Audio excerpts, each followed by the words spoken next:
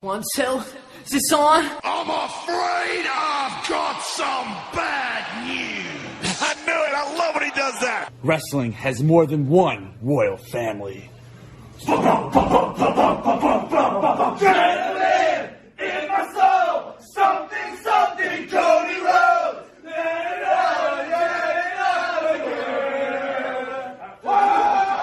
Is there any misconceptions still out there that maybe you'd want to clear up? I don't know. I think that's not for me to decide. That's for everybody to decide. You know, everybody in here, everybody walking down the street, everybody I've ever met, they have their own version of Phil in their head. It's not for me to live up to whoever that is supposed to be. I try to be nice and kind to everybody. I can't prevent people from having a negative view of me based on something they read on the internet, and it's not worth my time to try to explain stuff to me. I don't think anybody should, you know, like I said, as long as you're doing something that you enjoy that doesn't hurt somebody else, more power to you. Don't worry about trying to explain yourself to friends, family, especially not people on the internet. And if I can make a suggestion. Just one? Twitter has become an infinitely better place since I found out that you can, like... Block? No. What's it called? Mute? No. There's like a special notification thing where I went through and I was like, oh, I can do, like, so like people with no verified email. Oh, if they don't follow you, you don't see them and things like that. I put all these notifications on and it's such a better place. And like, you know, so people are screaming into the void. And I don't even block people anymore because I don't see it. You know, people who don't want to, like if they don't have a picture, that was one of the notification things. And I was like, oh, my God. You took away the eggs. Yeah. I was like, why didn't I do this sooner? But it's been a much, much more enjoyable experience. I suggest you all do that. Because Twitter's not real life. It's not. I mean, unless there's an egg in here that wants to say some real vile shit to my face. How much time do we have left? I think we're actually overtime, believe it or not. Are we? Yeah, I think so. Oh, I need a vacation. So unless any eggs would like... What it do, ladies and gentlemen? Welcome to episode 357 of the Hoots Podcast on this Thursday, April 20th, 2023. It's your boy Joshie coming to you live from the Good Bird Studio in lovely Chicago, Illinois. Hope you're having a wonderful week so far. I'd be remiss without mentioning happy Stay Off Louis Day. No, I'm kidding. Happy 420 Day to everybody who chooses to celebrate this joyous adventure. Some say this should be a national holiday. Who am I to disagree, even though I am straight edge? Nonetheless, again, for those who do partake in those adventures, I hope it was a merry, merry day for you. You morose motherfuckers. No, okay. I hope everybody's in good spirits. I'm in good spirits. It's been a busy week. I mentioned last week we had to reshuffle some things just due to my current situation. And I'm in good spirits and, you know, just really trying my best to keep my mental strong. And I think that's probably been the biggest thing over the last couple of months is that I've been just trying to make sure that I remain, like, whole inside and, you know, not being discouraged and stuff like that. And coming on here and recording shows like this makes this process easier. And I'm very appreciative to have this platform to speak to each and every single one of you, even for those who check out the podcast for 5 minutes or they only check out what the hell is wrong with AEW. Whatever it is, even if you listen to a whole episode of the Hoots Podcast, we do appreciate the support. You can follow me on Twitter at the Hoots Podcast. This podcast comes to you free of charge every single Friday, anywhere you get your podcast from. We're available on Spotify, Stitcher, Apple Podcasts, YouTube.com/@the-Hoots-Podcast, For those who are Spotify listeners, I mentioned this last week as well. We are 80 listeners away, Spotify-specific listeners, from reaching and potentially getting ambassador ads, which means there's a good possibility that we could start finally getting some money back on our Anchor account. So as a favor to myself and Brother Carter, we appreciate if you guys take some time to scroll down our catalog on Spotify specifically. That's why it's important to follow our podcast on there so you never miss an episode. But you also could check out our previous editions of the podcast at Hoots.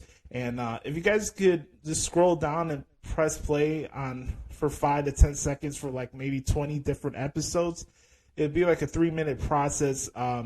We're 80 specific Spotify listeners away from potentially getting some money back for this show. And we don't charge anybody to listen to this podcast. We're not behind a paywall. We don't have a Patreon account.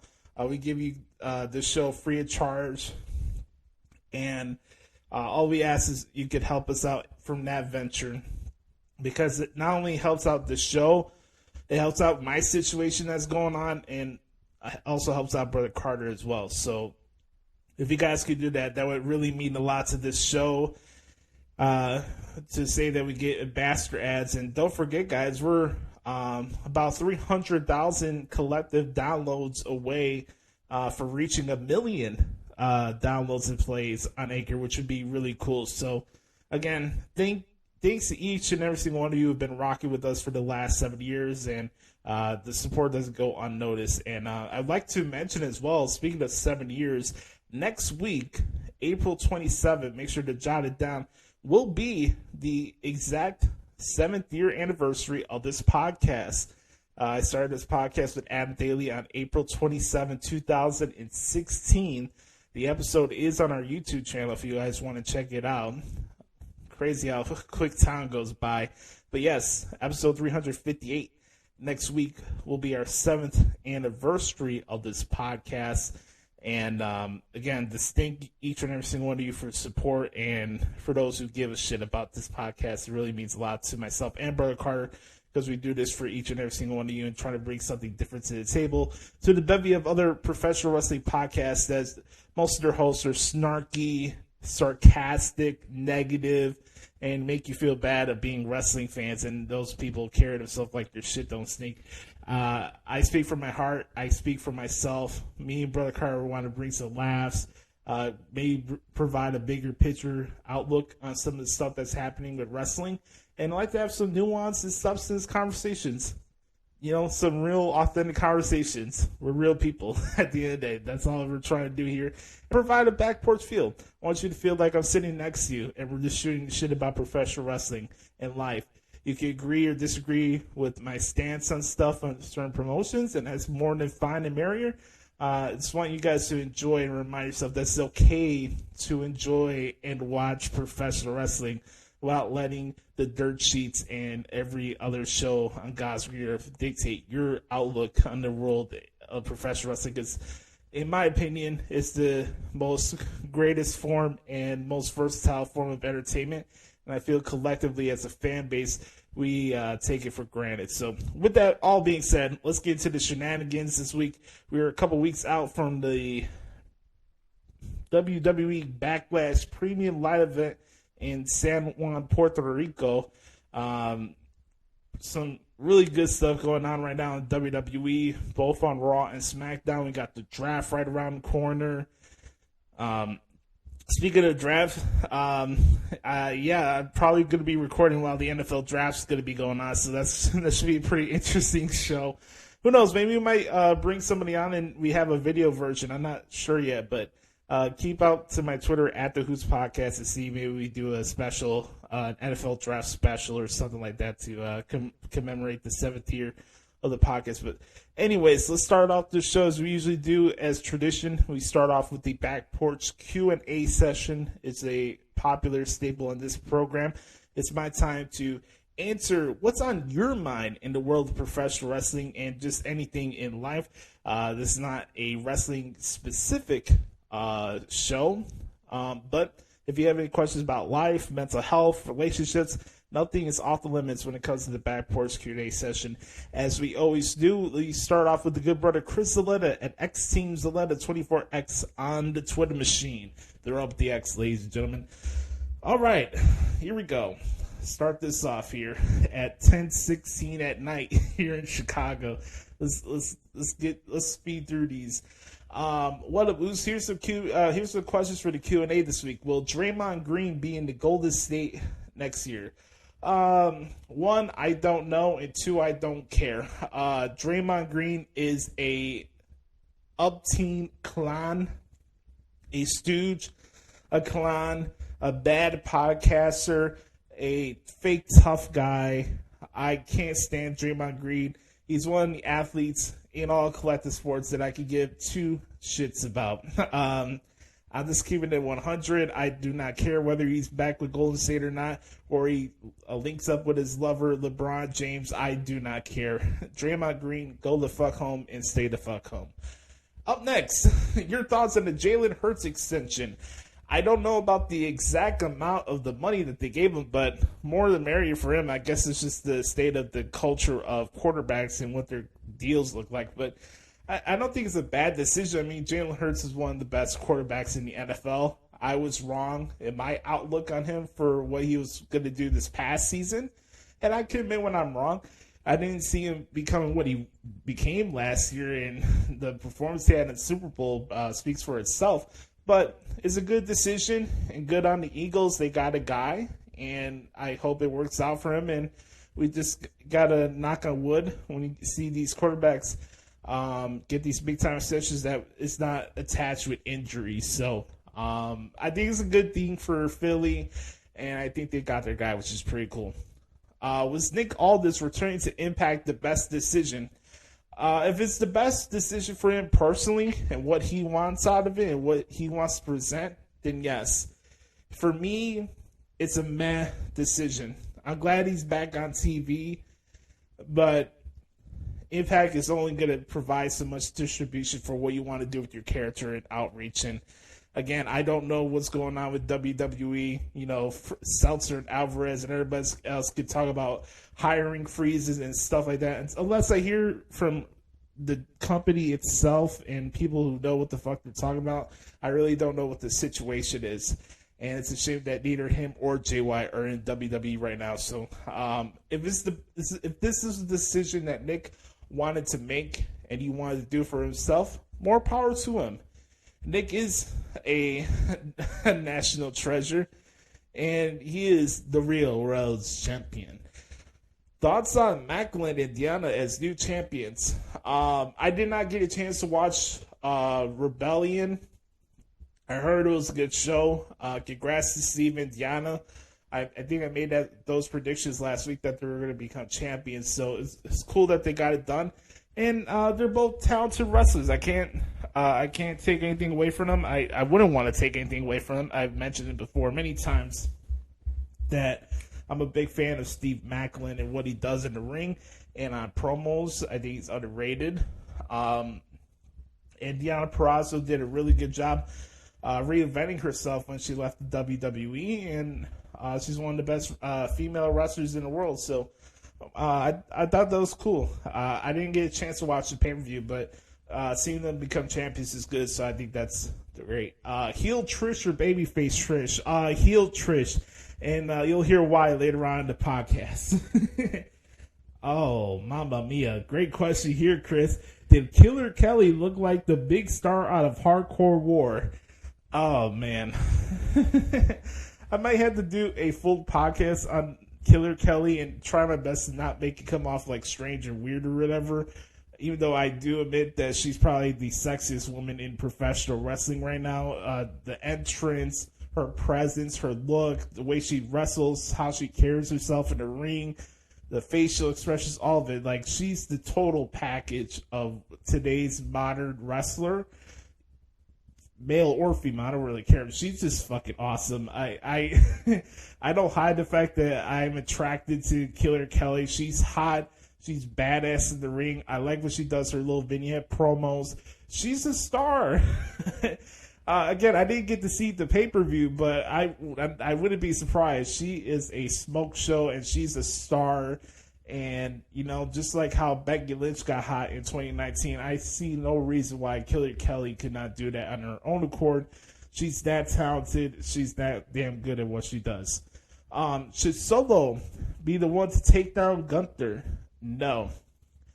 I think it would be a good match with him and Gunther, but at the same time, I think it had to be more of a smaller guy that you wouldn't expect to take down Gunther.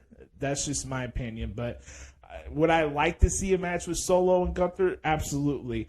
But is he the one to bring him down?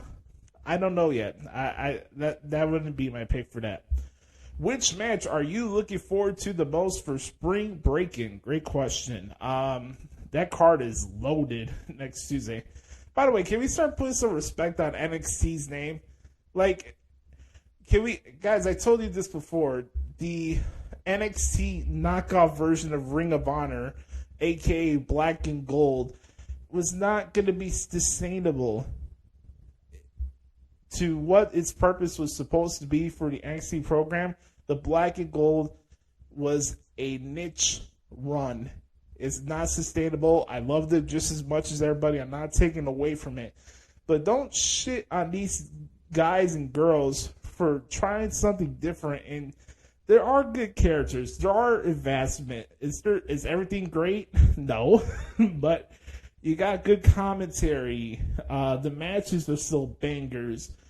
Put some respect on the NXT brand. But answering your question, for me, it's the main event. It's Carmelo Hayes and Grayson Waller. I think that's going to be awesome.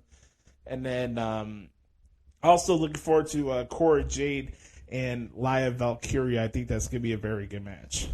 Which matches would you like to see at Multiverse 2? Another question there is good. Chris, man, you're the man. You always bring the heat, man. I appreciate you. Let's do this, okay? Let's do Frankie Kazarian. How about this? For the IWGP World Championship, let's do Sonata versus Frankie Kazarian. How about that? I think that'd be cool. Let's do... we could have Steve Macklin against Naito. We could have Ishii have a rematch with Moose. I think that'd be pretty cool. I know Eddie Edwards fought Kenta, so we can't do that again. But let's do Kenta. Man, that's a good question. Let's do Kenta and Alex Shelley. I don't think that's been done yet. I know everybody wants to always do more City Machine Gun Dream matches. I think those are overdone sometimes. And then I can't say Josh Alexander because he's injured right now, so I don't know when he's coming back. If you want to do Mercedes Moné against Mickey James there, more power to him. I think that'd be pretty cool as well. So good questions there, Chris. Appreciate you, brother. Killed it as always. Up next, we go to Mitchell McMule, Matt McCool at Matt McCool24 on Twitter. All right. Let's see what Matt has to say here. In your opinion, who would swap brands in the upcoming WWE draft? Which character needs it the most? And who would you bring up from NXT? Spill the tea. Good question. I think it'd be good for Drew McIntyre to go back to Raw. I'm gonna keep Cross on SmackDown. I think that's just a better vibe for him there. Do you want to bring Riddle to Raw? That's the thing. I am kind of curious what they're gonna do with the tag champions now. Kevin and Sammy's there. You know, would you have both the tag titles and the world titles with the world championship unified? Kind of murky's the water in a way, in some sense, but I would say keep Sammy and Kevin on SmackDown. Obviously, they're going to be in the same brand with each other. And then, how about this? We'll bring the Judgment Day to SmackDown, and then we'll bring the Bloodline to Raw. Cody will stay on Raw, obviously. Maybe you could bring Bobby Lashley to SmackDown. How about that? Bobby Lashley and Gunther for the IC title, something like that. That'd be pretty cool. For the ladies, I would have Charlotte go back to Raw. That's me. I would bring Becky and Seth Rollins to SmackDown as a combo deal. You probably want to keep Bianca Belair there. Obviously, if Montez is going to be going his own way, so you keep Montez on Raw. Dawkins will go to SmackDown. NXT people probably could see a potential of maybe Roxanne Perez, maybe Braun Breaker pops up somewhere. Tyler Bate, that's another option as well. That's a good question. I am kind of curious to see how they're going to structure out this draft. I don't know how much NXT is going to be involved in it, but those are just the ones off the top of my head of how I would go about who goes where and stuff like that. And I mentioned this before on Twitter over the weekend. I am kind of curious how this one's going to play out because I don't have any sources behind this, but you would have to think that how the draft plays out will kind of give you a clue as to where things stand with the TV rights deal and which one has the favor when it comes to WWE. Because, WWE is going to follow the money. They're going to follow the money in the trend of the TV networks that are favoring them the most, right? The brand that's advocating you for the most and wants to give you the most money, that's the one you're probably going to do business with. So I am kind of intrigued about the draft, and I know I've been the one over the years have been saying like, hey, you don't have to do the brand split anymore. It kind of defeats its purpose. But you know what? Let's see it under Triple H's vision. He said the game's gonna change. Well, let's see how it plays out, and I'm interested to see how this works out. So, draft's coming up soon. Should be a lot of fun. All right, our last set of questions here this week comes from the good brother Mike at Twitter at Main Event Swerve. Mike Rubio, appreciate you, good brother. He says, "What a boost! I want to get into the back porch talk, but first I want to have an open air convo about adversity. Feel free to read this part on air or not. You're going through a lot right now, and Brother Carter taking a leave of absence makes it tougher. I can only imagine what you're going through mentally and emotionally in addition to finances. I will just say that a lot of times we're tested uphill before we reach our peak of positivity. I had a 3-year divorce, $15,000 in legal costs, $11,200 paid to my ex as a settlement. Then my wife and I had a winter storm tragedy of $27,000 in damage and no kitchen for 4 months. So I kind of get it. But the point is, I wouldn't have gotten my master's degree, met the love of my life, won Teacher of the Year among other honors, or bought a house, were it not for going through all of that." And Mike, thank you. I really appreciate you bringing this up, and your words don't go unnoticed, and it's not unappreciated.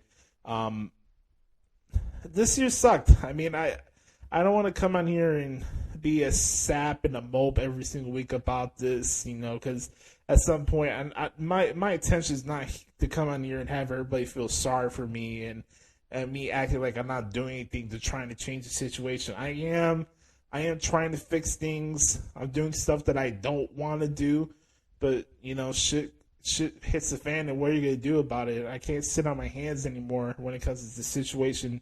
A lot of what's been going on this year has been stuff that's been out of my control. I mean, one moment I'm furloughed, the next I don't have a job, the next my uncle decides he wants to sell the house that I'm in my apartment in. The next, I don't even have the money left to pay for this apartment. And now I'm moving in the beginning of June to my Wella's house. I'm doing stuff that I don't want to do to make sure that process goes smoothly. But, it's life, man. What are you going to do about it? Are you going to feel sorry for yourself, or are you going to do something about it? I mean, it's not like I've not applied myself. It's not that I have not thought about what I can do to fix the situation, or me sitting here waiting for a handout to come. it's never been about this since all this started. I don't know why this is happening. I come on here before and talked about, like, hey, why is this happening? Is it something that I'm doing wrong? Am I going about it the wrong way with my transcripts? And is my place in this field not warranted anymore? Is what I provide not worthy enough to wrestling fans anymore? Am I just a bottom at the totem pole writer and transcriptionist? Like where do I stand in this field? This whole year has been just one knock after another and gut punch to my inner confidence and self-worth. And I'm just numb and tired of questioning myself over this whole situation. I really am. Whether it's pressure from my mom, like trying to get the job that would satisfy her.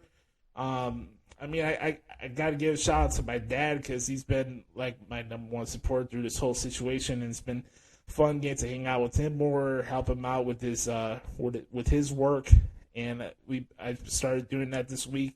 That's why I've been reshuffling the schedule and stuff like that, and I'm very grateful for everything he's done for me during this whole process, and he's really been really important and remind me about trying to keep things with a positive mindset. And, and take this, like you said, adversity, and I kind of call it a storm. I'm just in the midst of a storm right now, a professional storm of shit, and I had to do what I've always done my entire life, and I had to adjust and just make the best out of it. And this is a learning lesson, man. This is a good life lesson.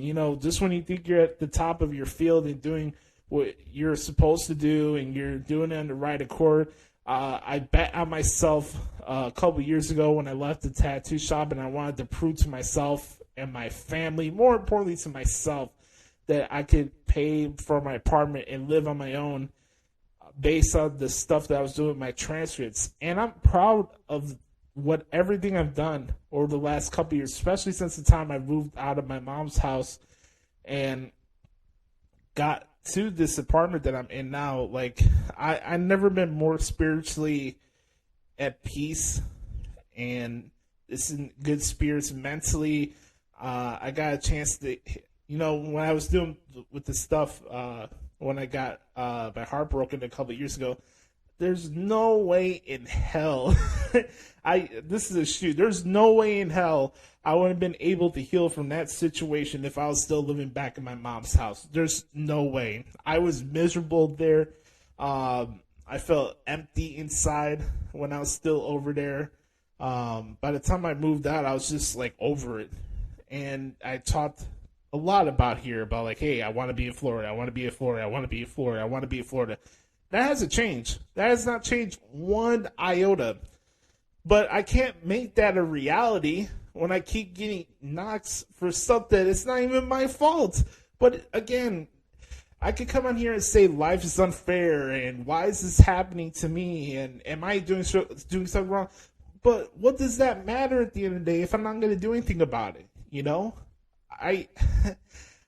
I have a bigger vision of what my future is going to be and what I want to do, and I know what I want to do, and I know what I can offer to these places that I keep getting rejected from or don't get a response back from, and all this stuff, all these no's, all this stuff that I've been dealing with for the last 10 years or so, all this is going to pay off one day, and I'm going to, when that time comes and when that opportunity comes, I'm not looking back.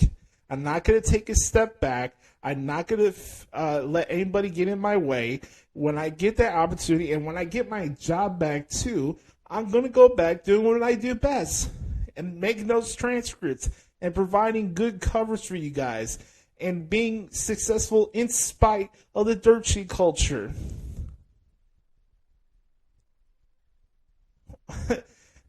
I'm not different from anybody. I'm not the only person on earth that deals with adversity, and I'm going to be the last. I'm not going to be sitting here and act like I'm the only person in life that goes through adversity, because I'm not. But It's not even about adversity. I've dealt with adversity my entire life. And when I reach my goals, when I accomplish what I want to accomplish, and when I think a lot of you know where my head's at and what I really want to do with my life, that time will come. And when that time comes, it's because I earned it. That's all I can say about it, is I earned it, okay? And I'm in a storm right now, so I got to take this on the chin, like I've been saying this entire time, and I had to grow from this and understand that this is going to come. It's not going to be the first time I get into this situation. And guess what? That's what life. That's what comes with life. You know, nothing's ever permanent. And I knew that to a certain extent when I got into this field of working for wrestling websites, dealing with politics, having to switch to different websites, get paid shitty pay, not getting compensated for the amount of time and effort I put into my transfers. Oh, I could come in here and play till the cows go home, but I don't, right? I don't. I come on here, I speak from the heart. I try to be open and honest and transparent from you guys. And look, I don't.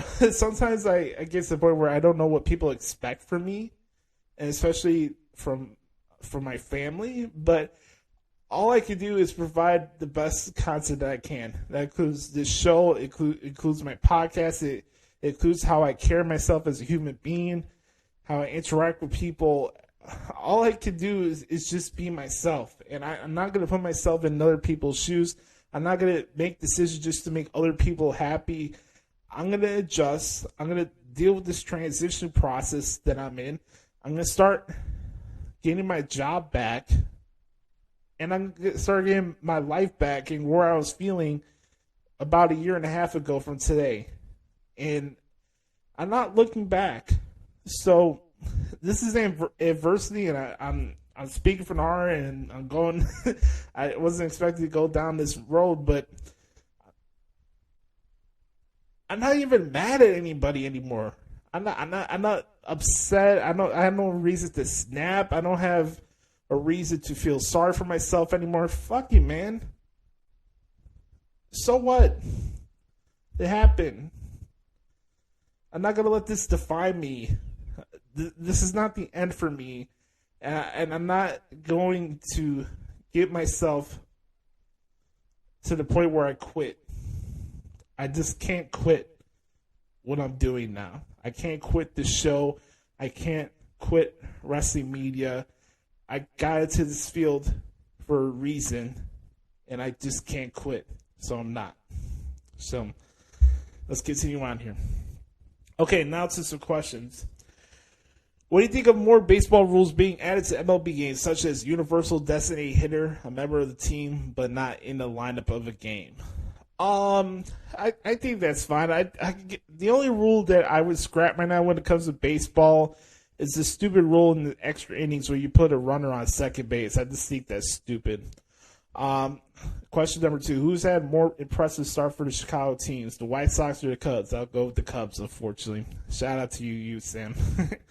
What do you think of the Giants' proposed $2.1 billion stadium and complex? Do the Bears need to have the Soldier Field facelift and do the same, or is there a better solution? It's been long overdue for the Bears to get their own stadium. Whether it has a roof or not, I really don't care. The whole stuff about bear weather and stuff like that is just work. We've had bear weather my entire life, and we haven't won a Super Bowl since 1985. It doesn't mean shit. Yeah, we got bear weather, and we get our ass kicked by the Washington football team. Like, at home, right? Like, what difference does it make if we have a roof or not? We got a terrible stadium. It looks like a UFO ship. It looks like the home of... It would be like if we had a real-life adaptation of Jimmy Neutron at the lakefront. That's what Soldier Field looks like. It's a complete dump. It's an embarrassment for what's supposed to be the charter franchise of the NFL. They need to go to Arlington Heights as soon as possible. And I hope for the Titans, their stadium works out for them. I've seen some pictures of it. It looks really nice. So Yeah, I think it's pretty cool. If your financial situation improves, would you be interested in getting NFL Sunday Ticket on YouTube? No, only because I'm more of an advocate of watching Red Zone than I am watching NFL Sunday Ticket. I mean, yeah, it's cool to get access to all the games, but for me, my football viewing experience is much better on Red Zone than it is on NFL Sunday Ticket. And what they're charging for it, it's absolutely ridiculous. So I'll stick with Red Zone instead of NFL Sunday Ticket. But that's a good question. What are your thoughts on Morgan Wallen having 5 songs in the Billboard Top 200 right now? I'm not surprised. Morgan Wallen is the best country artist in the world besides Luke Combs, and it's not close. Who is the most obscure country artist you could think of, or a hit song from a random country artist right now? Example, Parker McCollum and his song Handle on You. I would probably go with Daryl Worley and I Miss My Friend. And for current ones, I'd probably say Hardy and Lainey Wilson, Wait in the Truck. That's a very good song. You're not too into Mario, but does new Super Mario Bros. Movie interest you? Yeah, it seems intriguing. I've seen a lot of people put it over on social media over the last couple of days, so I would think it'd be a pretty good movie. I really want to see Guardians of the Galaxy, the last movie that they're gonna do. I want to see that, but yeah, I wouldn't mind seeing Super Mario Bros. I think this should be a lot of fun, actually. If push comes to shove and WWE has to cut talent, who do you think WWE would cut, if anyone? Dana Brooke and Mustafa Ali. How you doing? Keep it moving. All right, next question. Not to be prisoner in the moment, but is Gunther the best Intercontinental Champion of all time? Yes. You're not a prisoner in the moment. He is the Intercontinental Champion. He is the Ring General. He will be the greatest Intercontinental Champion of all time. All right. CM Punk versus Chris Jericho feud. Would that get you watching AEW regularly? Let me spell it out for you. HELL and no. No shot, Mike. I'm sorry, brother. I can't. I saw Punk and Jericho the Chicago Street Fight. I saw Punk and Jericho again in Chicago for Payback in 2013. Chris, I'm an egomaniac. Jericho needs less time on TV, not feeding off on who's the hottest act in the company or who's come back from injury. I'm so tired of Chris. I'm a clout chaser Jericho and his January 6th appreciators. No, that feud would not get me interested in AEW more. No shot. Last couple questions here.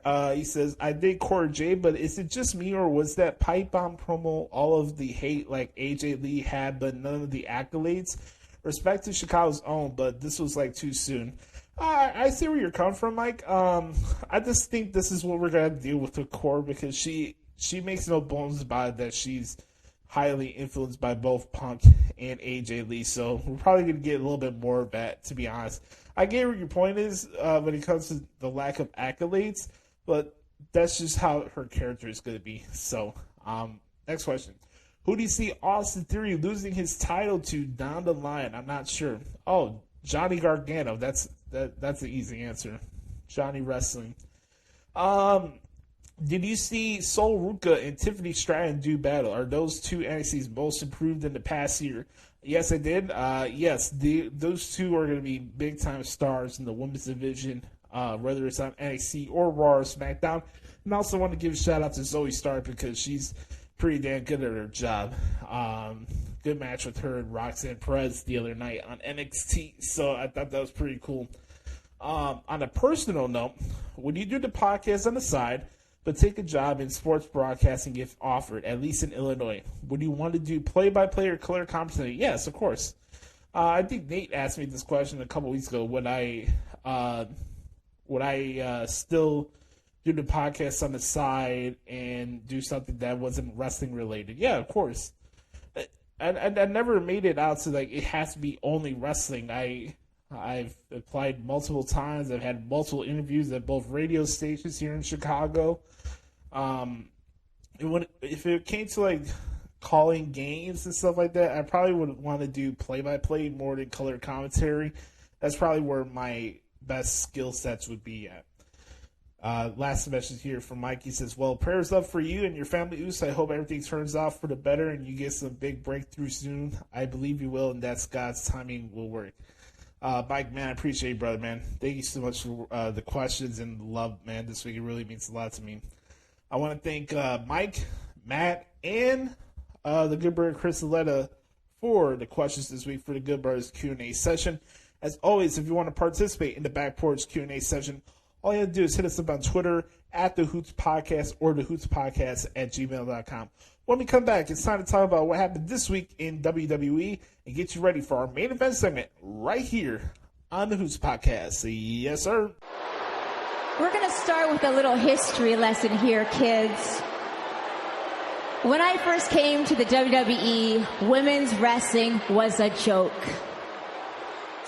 And I proceeded to single-handedly change everything.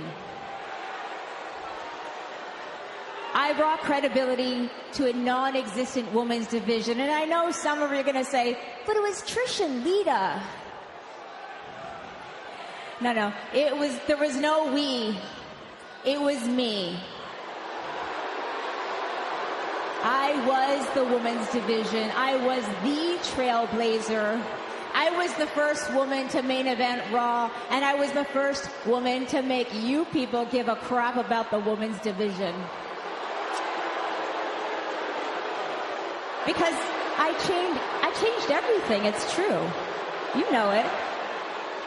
But you wouldn't believe that if you listen to Becky Lynch. See, Becky Lynch would have you believe that the women's revolution started with the 4 horse ladies. That they broke boundaries. That they made people care about the women's division again. Well, that statement, like you, Becky, is a joke. And I sat back for a long while and I let it slide. And, you know, I get selling yourself, call yourself the man, brag about your accomplishments, and go on with your bad self. Trish Stratus is nobody's sidekick. This, not a sidekick. And it was getting a little sad, even a little embarrassing, so I had to take Lita out of the picture because, you know, to put her out of her misery. Yeah, I did that. Just to be clear, because you guys are a bit slower, I did that. I took out Lita? Yeah. And the reason I needed Lita out of the picture is because I needed it to be crystal clear that the person who screwed Becky Lynch out of her titles was me. I am not a nostalgia act. I am not your childhood fantasy, and I sure as hell am nobody's sidekick. I am the greatest of all time, and I am the single most important figure in the history of WWE, and I'm here to make sure none of you forget it. I think people are too invested of what's going on outside the ring as opposed to what's going on inside the ring or on their TV screen. Bingo. Like, people get caught up of, oh, this reminds me of a Vince McMahon Raw, or this is Triple H would never do that, or vice versa. I don't know. Is Triple H in charge of creative? I think so.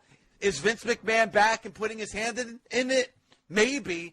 But I'm only going to judge these shows by what I see and not the perception of what things might be happening backstage. You can't control what they decide anyway. Whether Vince McMahon is in charge or Triple H is in charge, the one thing I will say, these last 2 Monday nights, we got a lot of wrestling on Monday Night Raw, last night being an example of that. Those are pay-per-view quality type matches, and we're getting it on a Monday Night Raw. And I thought top to bottom, that was a very good show last night. Cody can go out there right now and throw balls to the wall and give a great effort, but he's going to get beat. He haven't figured it out yet.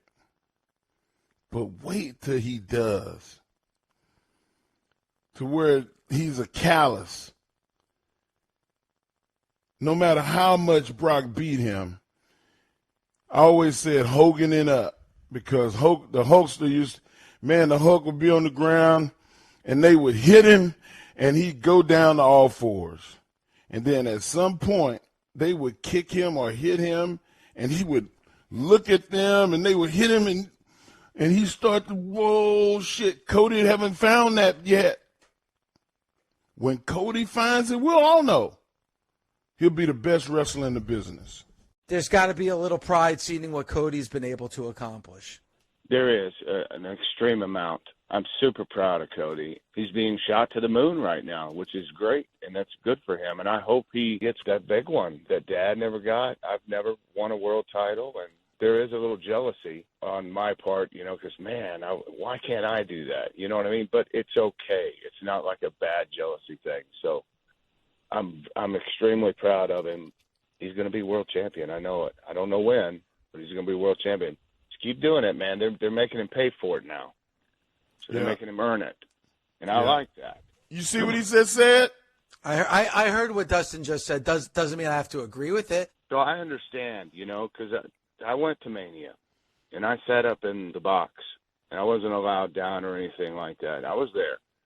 And I went there for the reason that Cody was going to win the title, right? Uh-huh. We didn't know. We were just, this is his time. And it was a little frustrating when he didn't win, but then at the same time, business-wise, because everybody in the world thought he was going to win that thing. But when you look at it a week later or whatever, and you kind of analyze it and see what they're doing with Brock right now and all that kind of stuff, it makes sense. Personally, I wish he would have won it. But was it the right call? Probably so. Probably down the line, he builds to this thing and he finally wins it, then it's going to be that much bigger. All right. We're back here on the Hoots podcast. Hope you guys enjoyed the show so far. Highlights there from Busted Open Radio on Sirius XM Fight Nation. Make sure to support Busted Open and Dave LeGreca and the crew there. Comments there from the world's strongest man and WWE Hall of Famer Mark Henry, and the brother of Cody Rhodes, Dustin Rhodes, a.k.a. Goldust, soon to be WWE Hall of Famer one day, talking about the situation with Cody Rhodes and the ever-going debate of was it the right decision or wrong decision for him to lose to the Tribal Chief at WrestleMania. Like I mentioned here on last week's podcast, I think a lot of people are more gullible than they want to admit when it comes to the world of professional wrestling, when it pertains to what the dirt sheets were, quote unquote, report was supposed to happen, as opposed to actually paying attention to the TV and letting the TV tell you what's going to happen. I mentioned before, I picked Cody on a WrestleMania prediction show to beat Roman Reigns, and I had to be reminded by watching the show and how that match was being played out. Again, one of the greatest WrestleMania world title matches I've ever seen in my life. And seeing how that played out made even more sense of why the Tribal Chief retained, and he's still your undisputed world heavyweight champion. That's the charm of pro wrestling. Even for somebody like me, who never comes on here and tries to boast about my booking or fancy booking skills. I'm certainly not somebody like JD from New York or these other people who pretend to be booking wizards. I give my observations. I can surmise some stuff that may or may not happen, but I give it with my experience and my time covering the industry. I try to give some nuance and substance thoughts to the stuff that's going on. And even for them, for somebody like me, I was like, okay, maybe this is the moment where Cody wins. But to watch, this is the charm of professional wrestling. It's not about what's reported of or fancy booked of what should or should not happen. The stories and how the reasoning behind it should play out inside the ring. And that's what happened for me as I was watching that match. So you see what's going on with Cody now with him and Brock Lesnar. They had their first interaction since that beatdown in L.A. Cody did not come out of the suit. Adam Pearce came out as the suit he is, trying to avoid any serious brouhahas breaking out. Out comes Brock Lesnar with a Jeepers Creepers jacket with a cowboy hat, and I guess we could expect a different vibe from Brock Lesnar, because if this was the Beast incarnate, obviously we would have the old Brock Lesnar haircut, or maybe you just go bald. We would have a different Brock. He still has the beard. He still has the crazy hair. He got the cowboy hat. This is a different Brock. And all the writings on the wall, it's right in front of your face. Of course, Brock Lesnar is there as a roadblock for Cody at the behest of the wise man, Paul Heyman. It's right there in front of you if you want to choose to acknowledge it or not. And Heyman said it himself at their WrestleMania. You're never going to get that rematch. It doesn't matter if it's at Madison Square Garden or Money in the Bank in London or SummerSlam in Detroit or any premium live events for the following calendar year. There's going to be roadblocks. And here's the thing. Roman will not be on TV. He will not be at Backlash. Speaking of Backlash, Cody and Brock made official for Backlash at this past Monday night's Raw. For my goal for this thing this week is to explain to you why I think it's a good decision for Brock to beat Cody Rhodes at Backlash, and why there should not be a rush to say, oh, Cody's getting buried if he loses at the pay-per-view, or the angle about him having to go through hard times and stuff like that. I do believe in that. And I also believe what Heyman said to Ariel Helwani when it comes to the fact that, like, okay, Cody is the champion, now what? Money in professional wrestling has always been with the chase. Yeah, you could tell me that you could build up 7 different challengers or whatever with Cody as a babyface and stuff like that. With this fickle audience, I don't believe that. I don't think you could fancy book ideas and think that's just going to work like whatever. I could come in here and fancy book scenarios for any different type of wrestler. I could come in here and say, like, hey, let's have Sheamus and Gunther streak. That'll open the field for more and more people to fight Sheamus for the IC title. Like that. You have Strowman, Cross, Escobar, et cetera, et cetera. We could do this in the Calico, but then there's reality and what we see on our TV screen. I go off of what I see on the TV. It's not always about what I want or what I need, because I'm not a selfish wrestling fan. I'm not in this for myself as a fan of watching wrestling. When I'm covering the show, it's a different thing. I have a job to do. I'm studying the product. I'm trying to learn how they go about their formatting with their shows, how they go about certain things with angles and stuff like that, how the matches are structured, obviously, when I do the transcripts. I have 2 different viewing experiences, and I think that's probably the reason why me and you probably have different opinions and tastes when it comes to how professional wrestling is supposed to be presented, I have a different outlook than the common fan who's not in the weeds like I am when it comes to covering the shows and stuff like that and look into the minute details.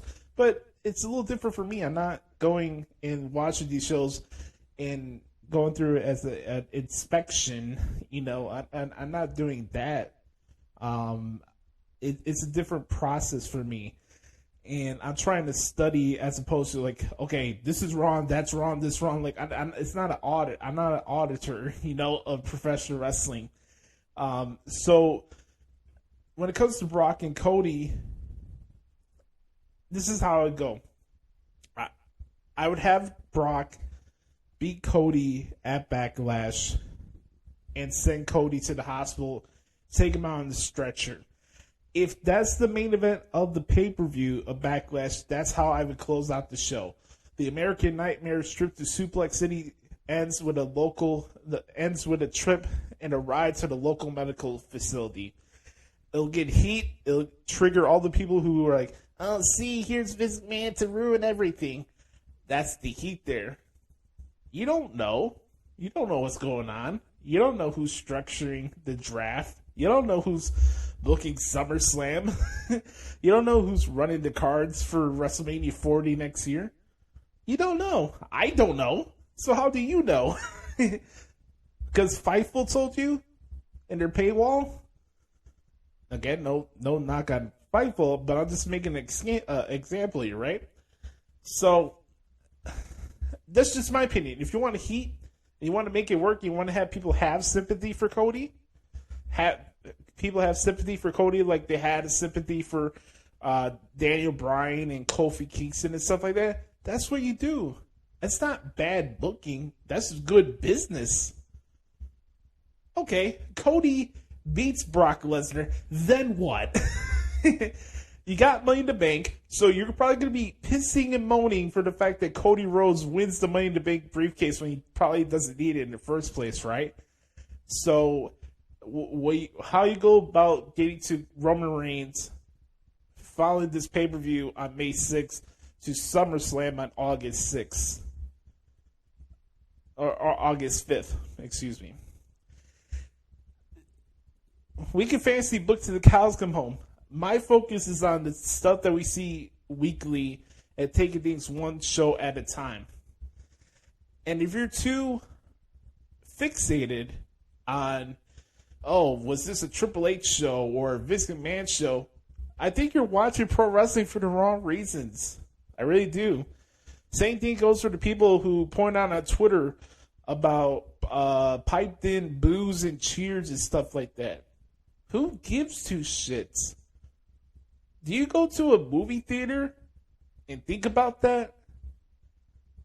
Do you watch a Netflix special or a comedy special, more to say, and don't try to point out the crowd sweetening they're at?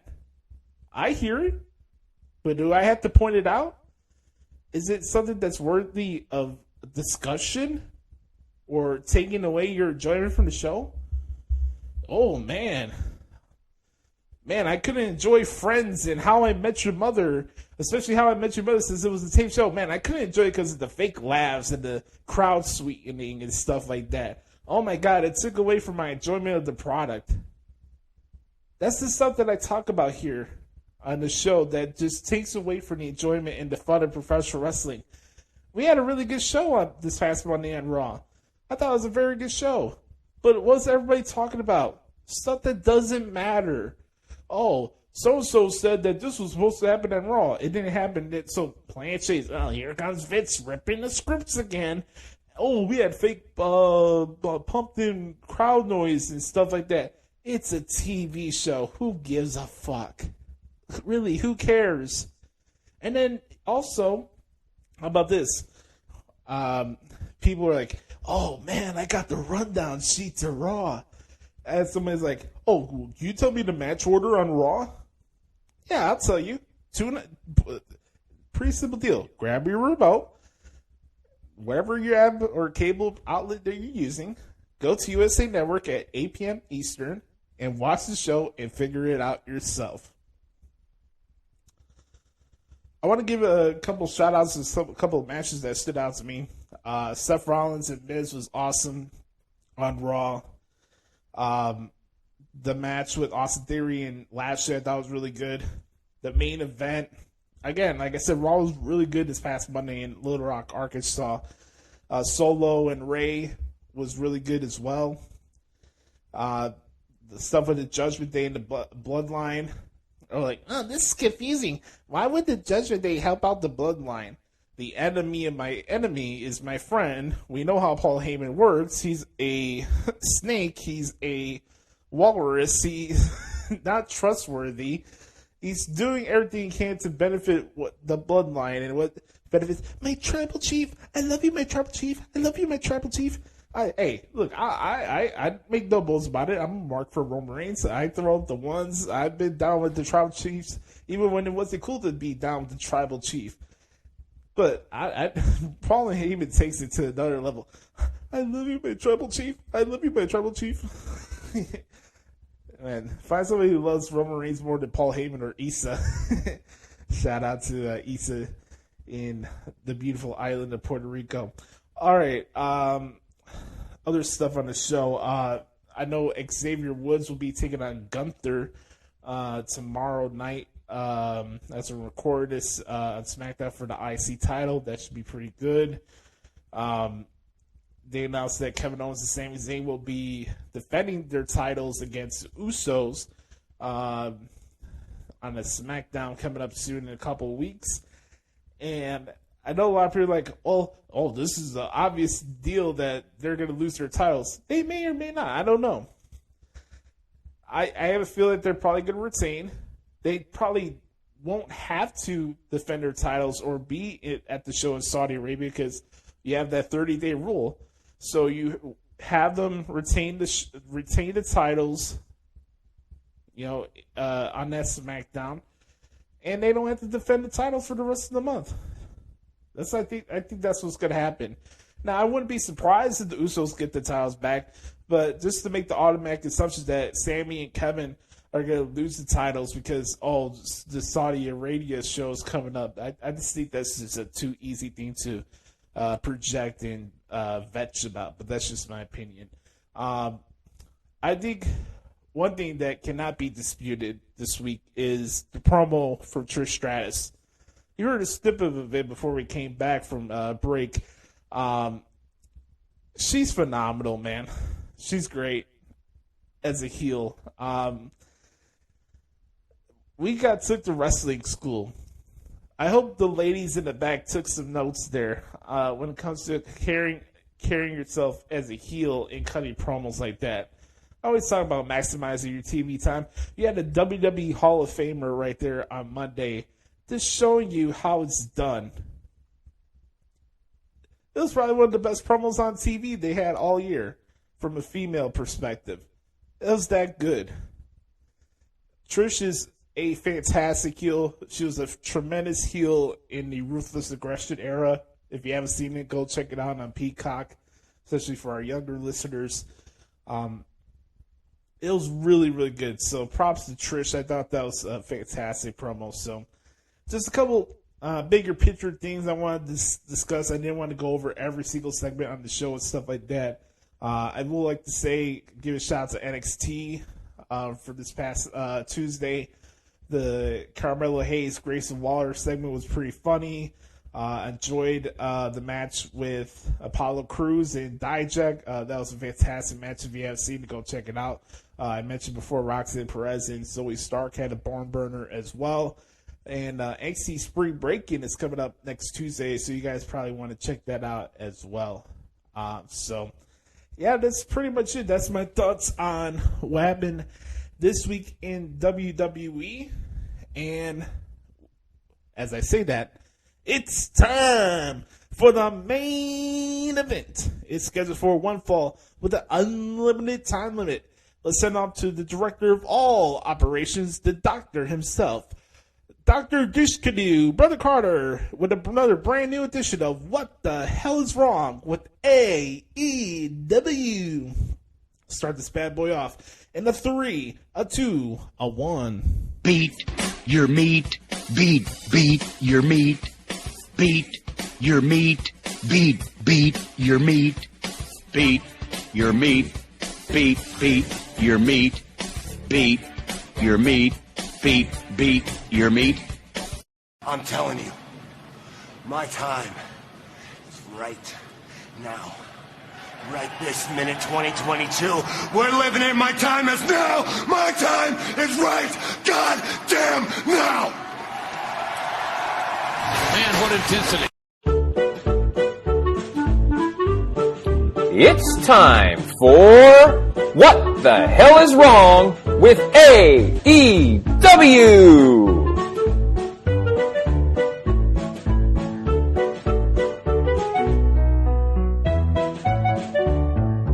What the hell is wrong with AEW? You know, just when you think a show can't get any worse, they continue to lower the bar again and again and again. This week's episode of Dynamite was without a doubt one of the worst episodes of professional wrestling television I've seen in a very long time. From start to bottom, it was bad. I'd say an hour and 40 minutes of the 2-hour program was bad, and that includes commercials. That's how bad this program was. So let's get into it. There's like 2 things I liked, and then we'll get into the crap. And oh God, is there a lot of crap. Okay. So we started things off with Jack Perry, Sammy Guevara, and Darby Allin. They interrupted each other's theme music. This is mostly bad, but what I'll say, why I put it in the okay column was because they were each given an opportunity to show what they can do on the microphone without MJF carrying them. And I will say it was kind of interesting that they played off each other somehow, and they said how they each had some stuff in common, and then they disagreed with each other on things. I actually didn't mind the concept behind the promo. I think the concept behind the promo was fine. It was the execution that was the problem. Darby and Sammy were okay on the mic. They were okay on the mic, but Jungle Boy can't talk at all. And then MJF comes out and schools all of them, as he does, and also drops facts about Britt Baker, because that's what MJF does. He schools everybody on the microphone. So I didn't mind the concept. I just didn't think the execution of this was great. I can't believe I'm saying this, but we got another good Kenny Omega promo for 2 weeks in a row. Not too bad. It was short. It was to the point. I liked it.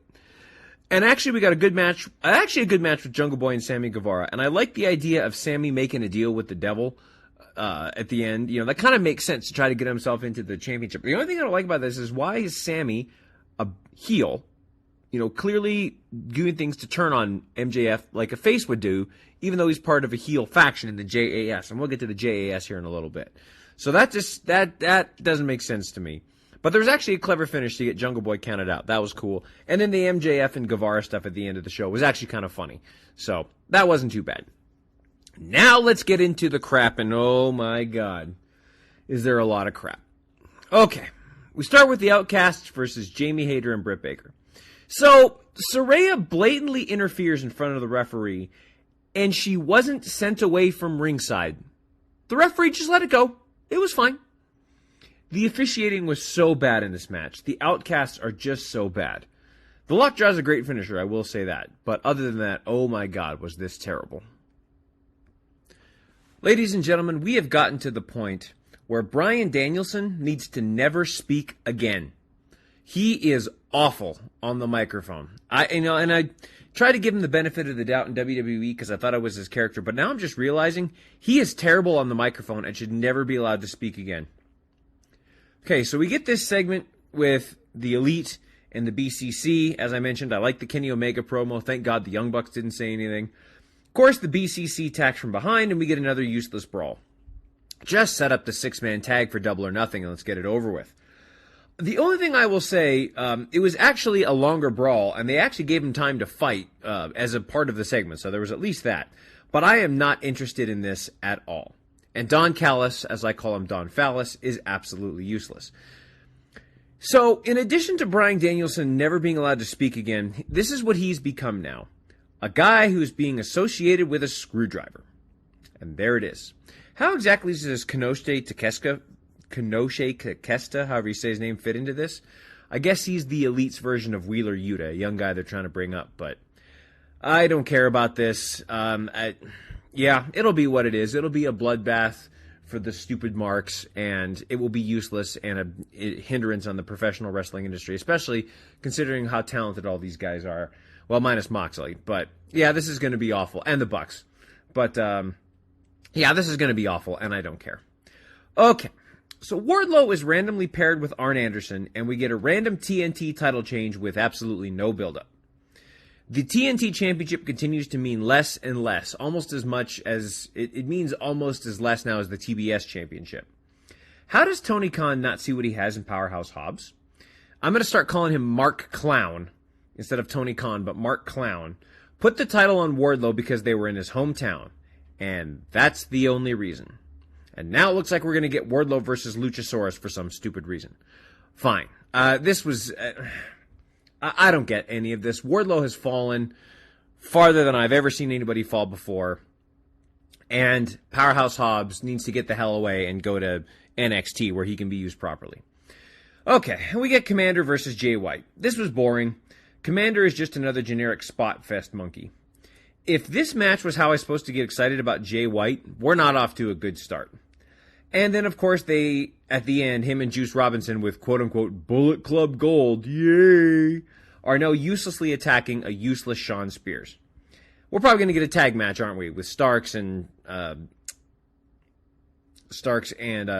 Commander, or Starks and Spears versus Bullet Club, aren't we? Oy. Why the hell are FTR and Jeff Jarrett's group fighting over Mark Briscoe? This makes no sense at all. Why the hell has Mark Briscoe not been given more opportunities to show what he can do? I bet he could be awesome at some point. But yeah, I think he's got a good look. I like his voice. I like the way he talks. But now instead they're going to get fought over by FTR and Jeff Jarrett's group. Whoop-de-doo. Okay. Chris Jericho calls out Adam Cole, and then they start to have their promo. Fine. Adam Cole was great. Chris Jericho was not, as usual. Chris Jericho and all members of the Jericho Appreciation Society should never be allowed to speak again. They were awful. So Chris Jericho calls out Adam Cole and then tells him to leave the ring. And now apparently the Outcasts and the Jericho Appreciation Society are going to join forces to beat down Adam Cole and Britt Baker. This was just uncomfortable to watch. Like, this wasn't anything good television at all. I have no way to be emotionally invested in this and all. Adam Cole and Britt Baker deserve better than this. Now we're going to get a power struggle between the JAS and the Outcasts because they're all going to join forces to join this mega group, and Jericho's going to want the Outcasts to acknowledge him and all that stuff. And they're like, well, no, you should acknowledge us. This is just going to be so stupid. Speaking of stupid, there was an awful transition into a promo with the Hardys versus the Firm after this supposedly emotionally draining segment. Then we're going to get, and now let's go to the Hardys. This company has no idea how to run a television show at all. It was just stupid. Also, Hook, for the love of God, get away from AEW. You are so much better than this. Okay, we get the JAS versus the Acclaimed and Billy Gunn in a trios match. Meh. The Acclaimed are great. The JAS suck. Why the hell are they giving away Taya Valkyrie versus Jade Cargill on free television? Supposedly this building up of a feud and not saving it for Double or Nothing. But instead we're going to get it for free television next week on Dynamite. Genius booking there, Mark Clown. You freaking drunk. And then again, we ended with the Jungle Boy and Sammy Guevara stuff, which I actually liked. But, folks, for the most part, this was an awful television show run by an awful booker with awful talent, and everything about this is just an indictment and a shame to the professional wrestling industry. Seriously, what the hell is wrong with AEW? This has been What the Hell is Wrong with AEW.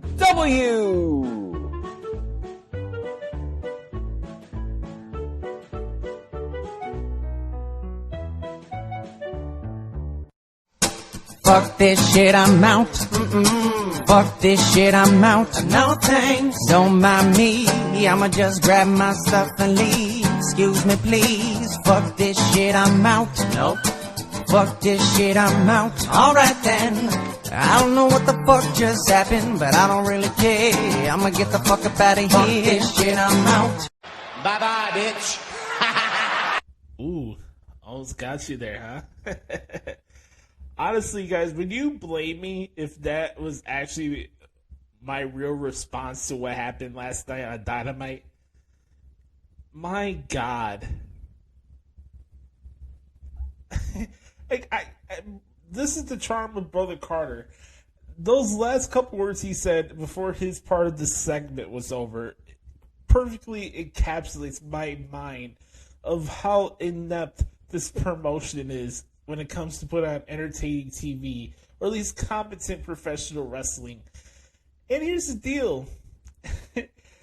I can come in here and ask the question every single week. What the hell is wrong with AEW? You know the answer. I know the answer. Brother Carter knows the answer. It's Tony Khan. A lot of people are still going to throw out the whole, it's a young company excuse. Guys, it's 4 years old. And here's the deal. There's a reason why I'm not dropping my standard in my outlook on AEW. Because look at the name of the promotion. All Elite Wrestling. And I've been asking this question since January of 2019. Hell, let's even give him a benefit of doubt. Let's go back to the first episode of Dynamite. I think it was October 4th, 2019, something like that, right? Since that first Dynamite, what's been elite about All Elite Wrestling in the last 4 years? That's my simple question. What's the identity of AEW and what makes it elite?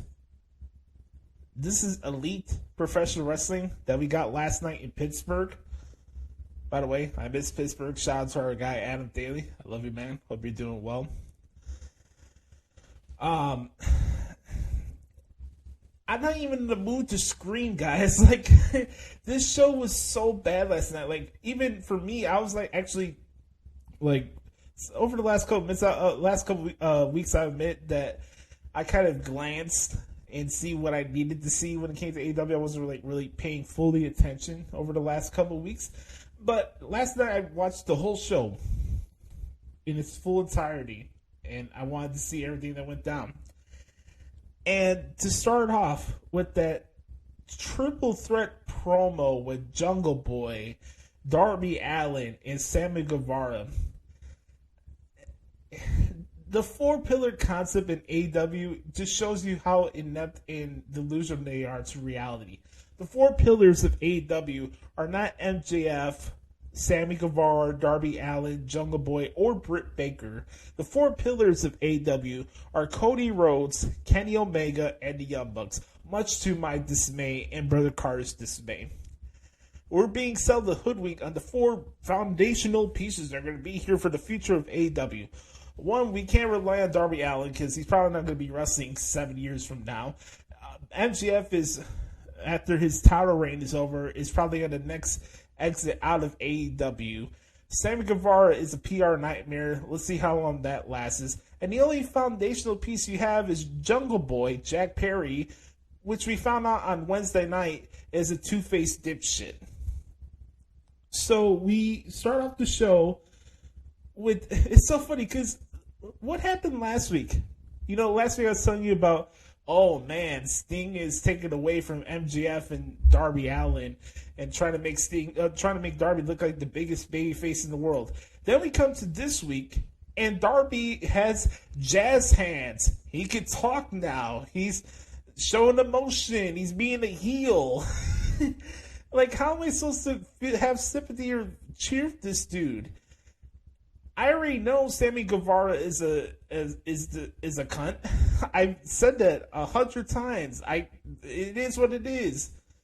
He's phony. He's two-faced. There's nothing unique or special about him. He's a two-faced dipshit. And then we found out Jungle Boy. We already knew that he can't talk, but we show again there's no real positive, unique reason to relate to him. What, his stupid Tarzan haircut? The fact that he has a generic wrestling style? I'm supposed to cheer Jungle Boy because he claps Anna Jay's cheeks? Congratulations. I'm sure he's not the only one. This segment was an expose on, if you think that's the four pillars of AEW, Tony Khan, you got another thing coming, and you need a wake-up call. That segment was not good. It went way too long. And we have three heels talking shit to each other, where the real heel and the real star of this whole program comes out and gets a babyface reaction. And this shows you how much the distance is from three dipshits to a real star. Not good. There's a couple of stuff that I did enjoy last night on Dynamite. It wasn't all horrible. I will agree with Brother Carter. This was one of the worst episodes of Dynamite I've ever seen. But Wardlow with Arn Anderson now, I don't have a problem with that. I think that's great. I think that's great for Wardlow. And it's a good decision for them to link him up with Arn Anderson. But as the good stuff comes, out comes the same old stuff that we see every week. matches that end with wrong people winning or having afterbirth brawls. Man, how about, hey, let's give it up for that Powerhouse Hobbs TNT title reign, ladies and gentlemen. Let's give it a round of applause for that, right? That was horrible. Yeah, let's give that a round of applause while we're at it.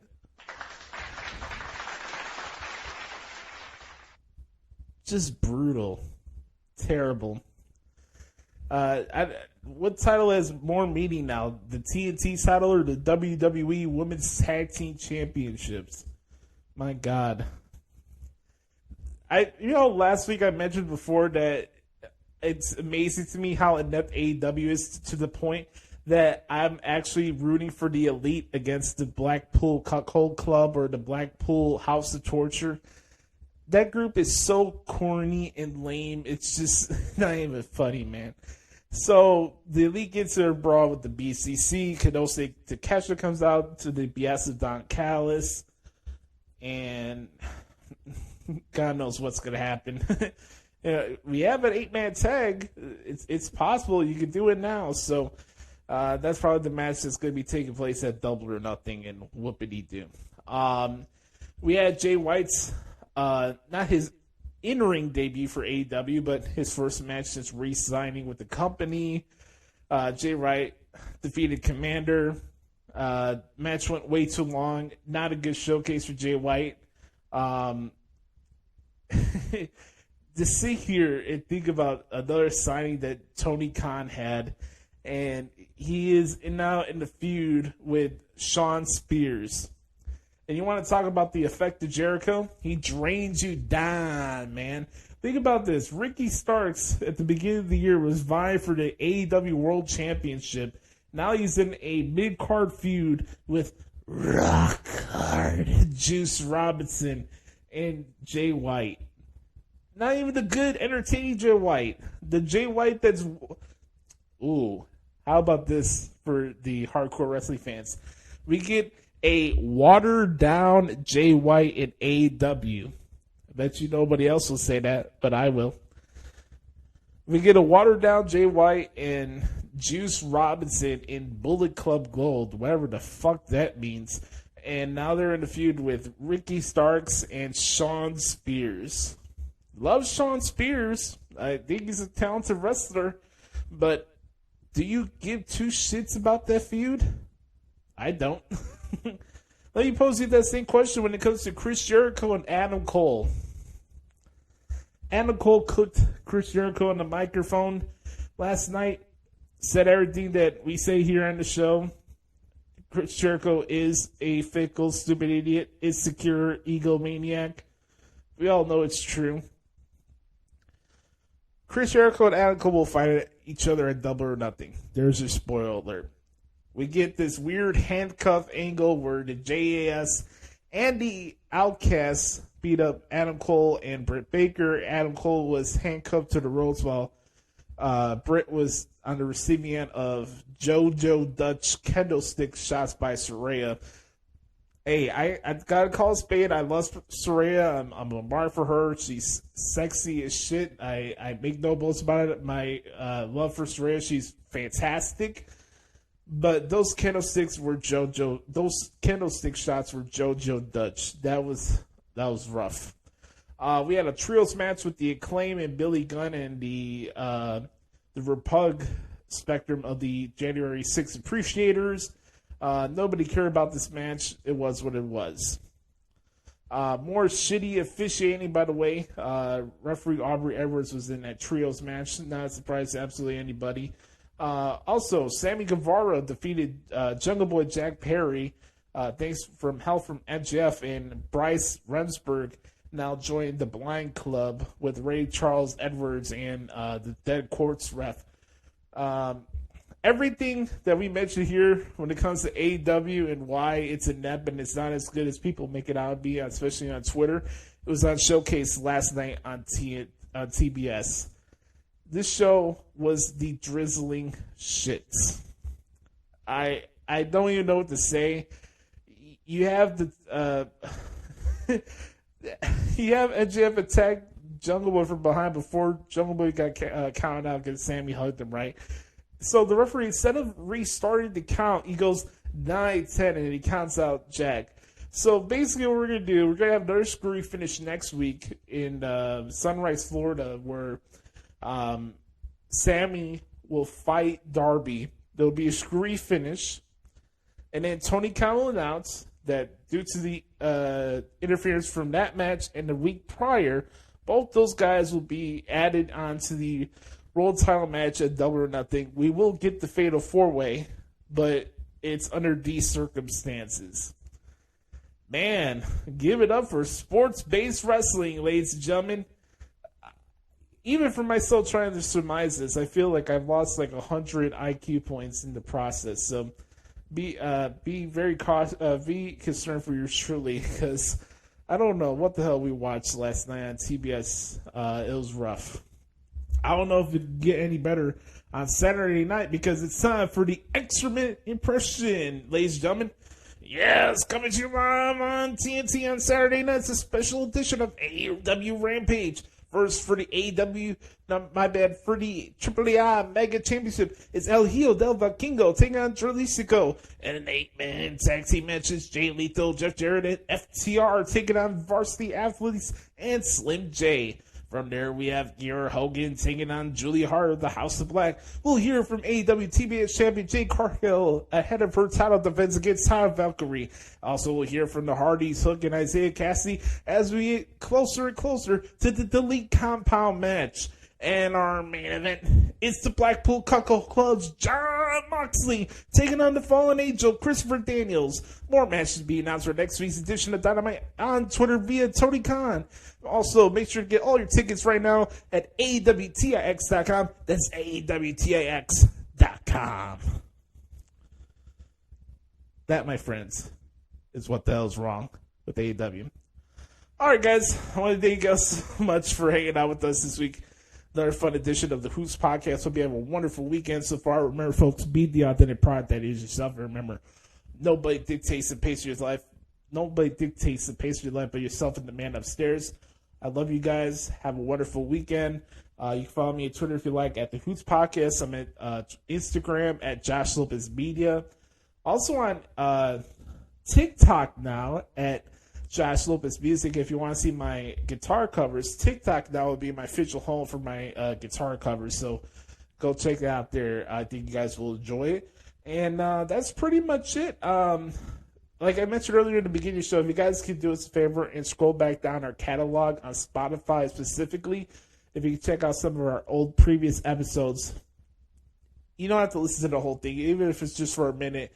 Click down on a bunch of episodes and it'll help us out. We're 80 specific Spotify listeners away from qualifying for ambassador ads. If you guys could do that for us, it would mean the world to us, for myself and Brother Carter. So please, if you guys can do that, it would mean a lot to us. With that all being said, for Brother Carter via satellite, I am Joshie. This has been episode 357 of the Hoots podcast. We'll be here next week to celebrate the 7th anniversary of this lovely podcast. Have a great weekend, everybody. We'll talk to y'all next week. Yes, sir. Bye-bye, bitch.